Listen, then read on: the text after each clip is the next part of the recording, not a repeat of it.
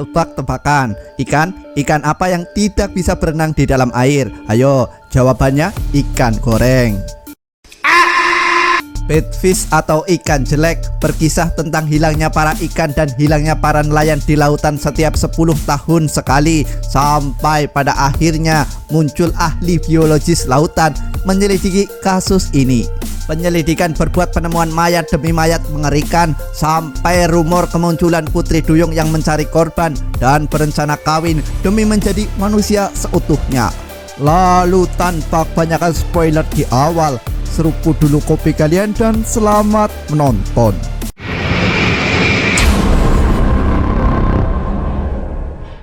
Film dimulai di sebuah pantai di mana nampak wanita hamil yang sedang berlari. Lalu setelah sampai di tepian, dia mencoba melahirkan secara otodidak. Beralih ke sebuah dermaga di mana nampak polisi tua menuju sebuah kafe. Dia bernama Skip Porter. Dia ingin meneguk segelas kopi dan berkata, Oh yeah, made me some very nice biscuit. How nice. Very nice. No fish. Setelah meneguk segelas kopi, nelayan berkata bahwa di laut tidak ada ikan sama sekali. Ini terasa sangat aneh. Alhasil, Skip menyarankan mereka menghubungi ahli biologi lautan untuk proses penyelidikan. Anyone within Symphony Way?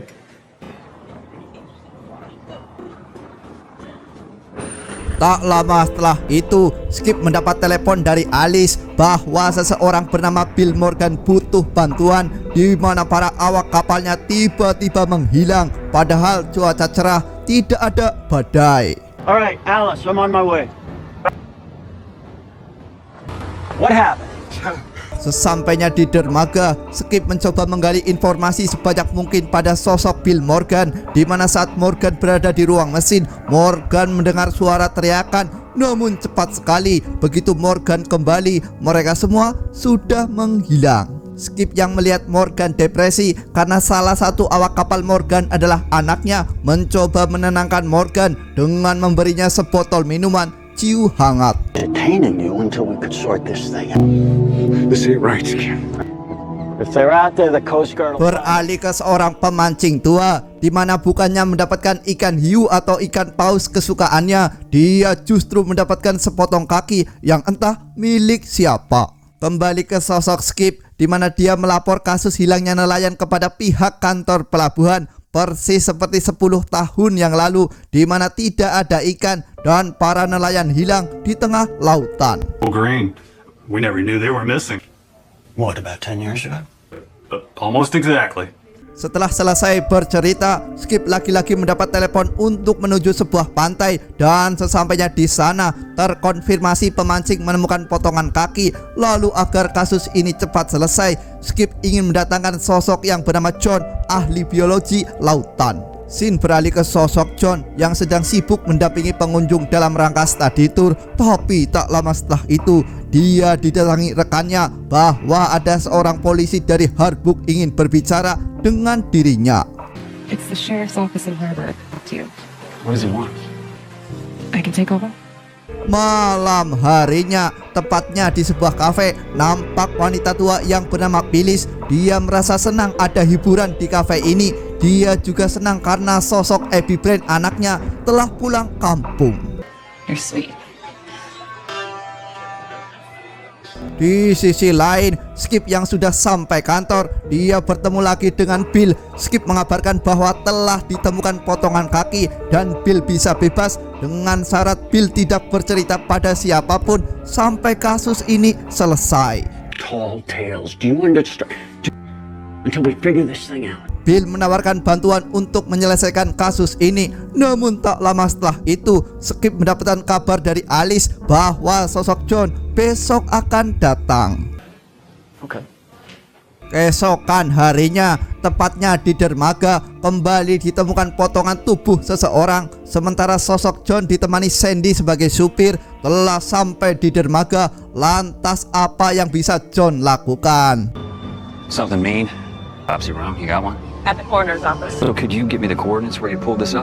Sesampainya di ruang otopsi, Sandy justru lemas melihat potongan tubuh yang ditemukan. Sementara John yang sudah menganalisa jasad ini bukan dimakan seekor hiu, karena hiu sejatinya selalu menimbulkan bekas. Bitten through, and sharks leave a clean bite mark. Any idea what did this? Malam harinya, Sandy justru mengajak John menuju sebuah kafe. Namun John berkata nanti menyusul, dan ternyata kafe yang Sandy tuju adalah milik sosok Abby. Hey, where are you from? Are you visiting? The city. Boss drug me up here. I'm Abigail, but most people call me Abby. Yeah, most people call me Sandy. Namun Sandy justru membocorkan info penemuan potongan tubuh nelayan itu pada sosok Abby. Sandy merasa ada penghuni laut yang menyerang para nelayan. Lalu tak lama setelah itu, sosok John tiba-tiba datang. John Burton, the marine biologist. She must have told you a lot.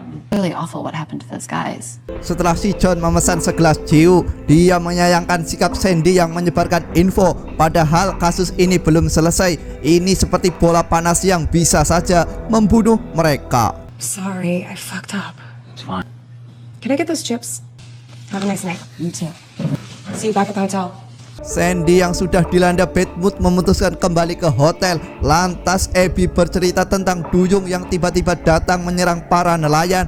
Namun John menganggap itu sebuah candaan. Sesampainya di kamar hotel, Sandy lantas melampiaskan amarahnya pada si John. John harusnya berterima kasih telah diantar. John tidak peka, pulangkan saja Sandy ke rumah orang tua.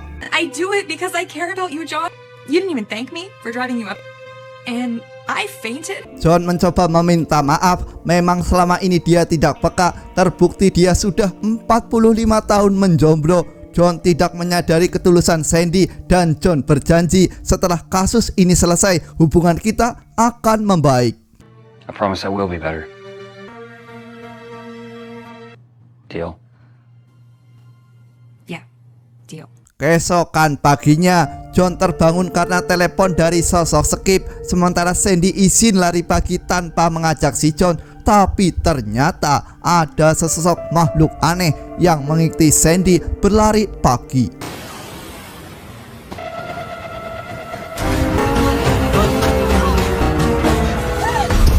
Kembali ke sosok John yang bertemu Skip dan Bill. Mereka memutuskan memancing. Pasti ada sesuatu di dalam air yang membuat ikan itu menghilang. Tapi tiba-tiba kail pancing mereka ditarik sesuatu.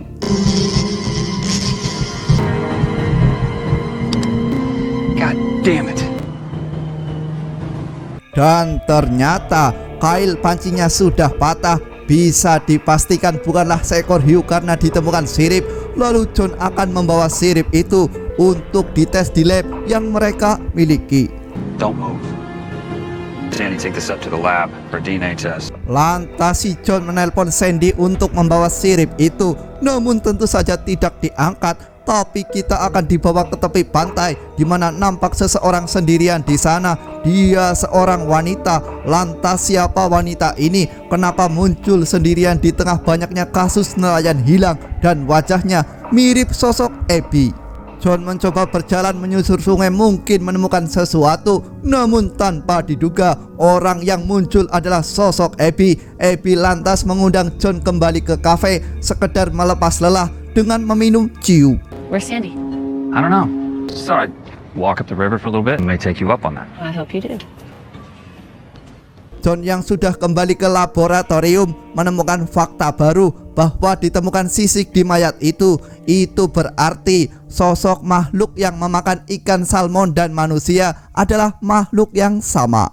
Sementara itu, Phyllis melihat Abby kembali dengan tangan terluka, matanya menjadi biru. Sepertinya Abby sedang jatuh cinta, dan sosok yang dicintai Abby adalah si John. Namun Phyllis mengingatkan Abby agar lebih hati-hati karena si John seorang ahli biologis yang profesional. And they're even harder to hold. I really like him. Don't be getting your heart broke. Scene beralih ke para pengunjung pantai, di mana mereka menemukan mayat seseorang.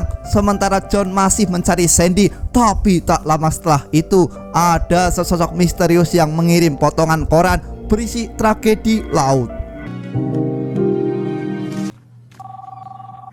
John memutuskan menghubungi sosok Skip. John berencana mengunjungi kediaman sosok Jack Brand. Dia adalah sosok nelayan legendaris yang masih hidup. John berencana mencari informasi dari dirinya.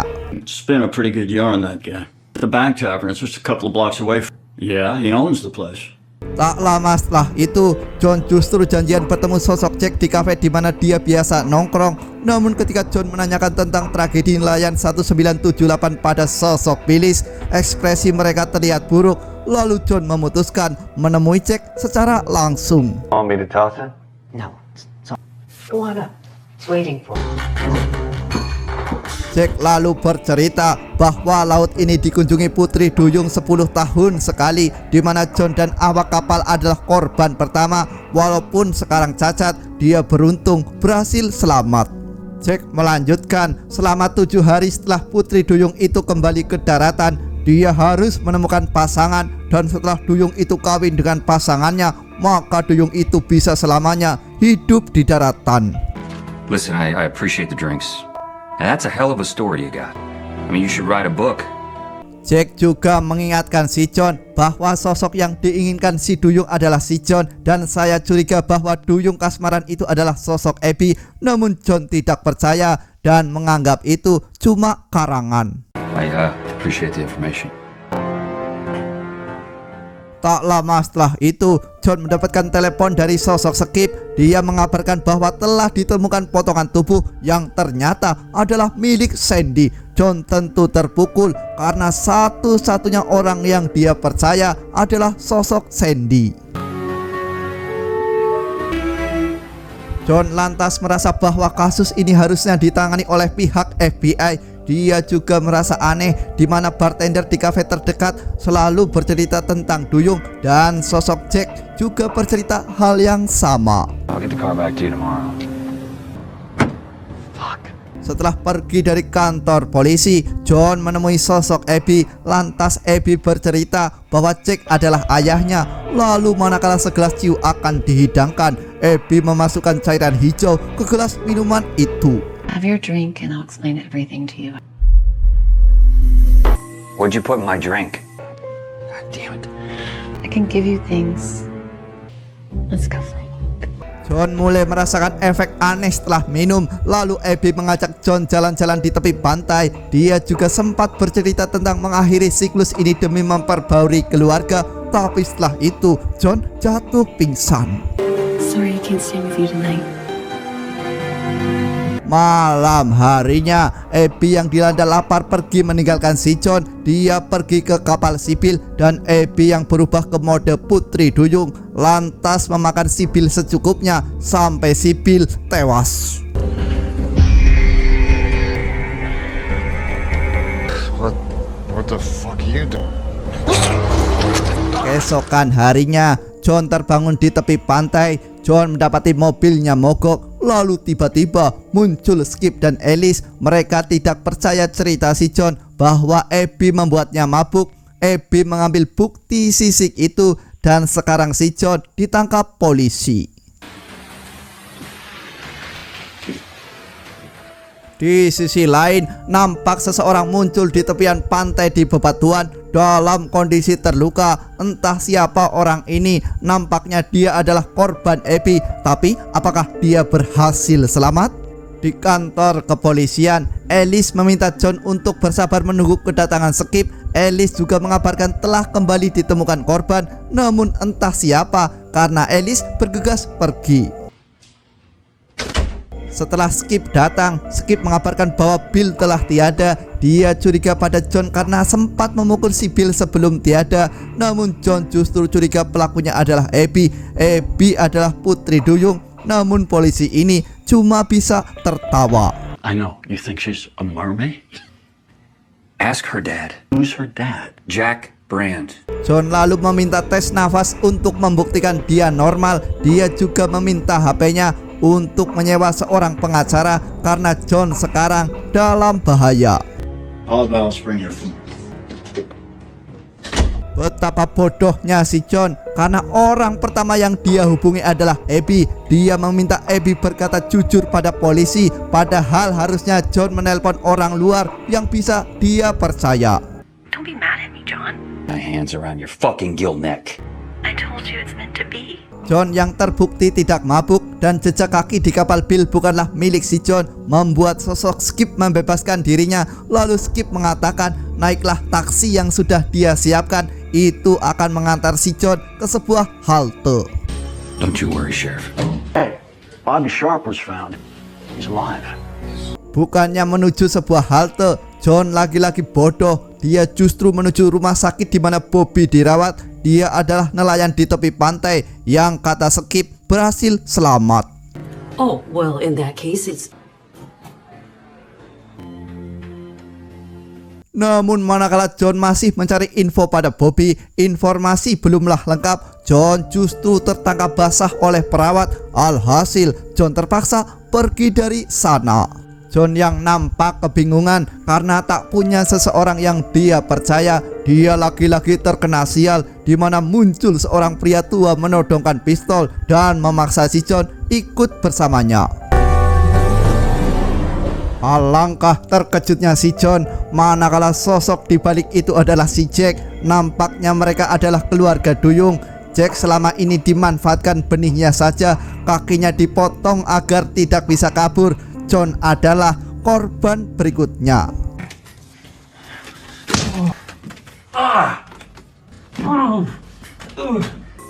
It's going to be magical. Beralih ke sebuah hutan, tepatnya di sebuah gubuk, Phyllis menikahkan John dan Abby, di mana Abby mempunyai saudara duyung yang sudah kawin dan hidup di daratan. Dan sosok duyung yang pertama muncul adalah ibu Abby, yaitu Phyllis. Seperti nasib si Jack, setelah proses adu mekanik selesai, dua kaki si John dimakan oleh saudara duyung Abby. Dan singkat waktu, Abby yang sedang hamil akan melahirkan di pantai seperti ibunya dahulu kala. Agar bayinya tumbuh mandiri, Abby melepaskan bayi itu ke laut. Dan seperti tradisi sebelumnya, 10 tahun kemudian bayi itu akan kembali dan mencari seseorang untuk proses pembibitan. Singkat waktu, orang tua Abby meninggal dunia. Abby mewarisi usaha kafe sang ibu. Dan seperti yang saya duga, John hanya digunakan untuk pembibitan dan polanya akan sama. Bayi yang lahir akan dibiarkan tumbuh di laut dan semua bayi itu akan kembali setelah 10 tahun.